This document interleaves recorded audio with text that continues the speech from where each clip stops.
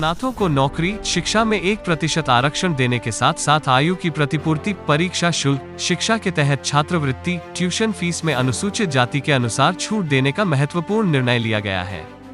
महिला एवं बाल विकास मंत्री अधिवक्ता यशोमती ठाकुर ने व्यक्त किया। वो कैबिनेट बैठक के बाद बोल रही थी। यशोमती ठाकुर ने आगे बताया कि राज्य में अनाथों के लिए 1% समानांतर आरक्षण लागू करने का निर्णय अप्रैल 2018 के निर्णय के अनुसार पहले ही लिया जा चुका है।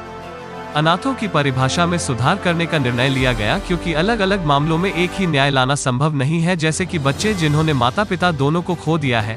ऐसे बच्चे जिन्होंने माता पिता दोनों को खो दिया है लेकिन बच्चों, अनाथों और अनाथों के लिए काम करने वाली संस्था में काम कर रहे हैं, जिनकी देखभाल माता पिता दोनों कर रहे हैं।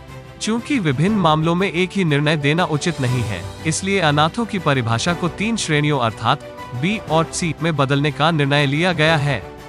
श्रेणी में पूरी तरह से अनाथ बच्चे शामिल होंगे जिनके माता पिता, भाई बहन, करीबी रिश्तेदार, गांव, तालुका पता उपलब्ध नहीं है। श्रेणी बी में जाति प्रमाण पत्र जारी करना और तकनीकी कारणों से जाति वैधता सत्यापित करना संभव नहीं है, भले ही बच्चे के माता पिता की मृत्यु हो गई हो और दस्तावेजों में जाति का उल्लेख नहीं किया गया हो।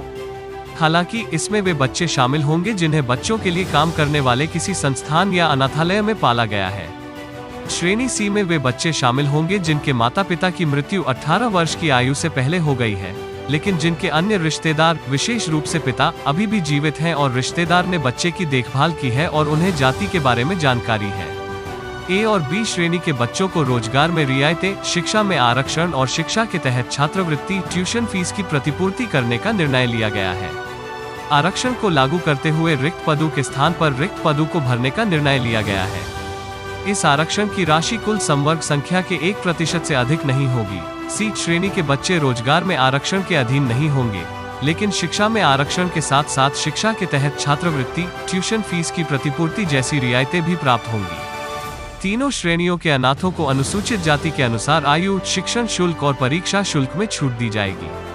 मंत्री यशोमती ठाकुर ने कहा कि अनाथों को जारी किए गए अनाथ प्रमाण पत्रों के पैटर्न में भी सुधार किया जाएगा और प्रमाण पत्रों के वितरण की प्रक्रिया को सुगम बनाया जाएगा, जिससे अनाथों की प्रक्रिया में होने वाली परेशानी काफी कम हो जाएगी। ऐसे महत्वपूर्ण जानकारी और न्यूज अपडेट के लिए चैनल की सब्सक्राइब करना न भूलें, साथ ही बेल आइकॉन को दबाएं। यह वीडियो की जानकारी आपने दोस्तों तक जरूर पहुंचे। धन्यवाद।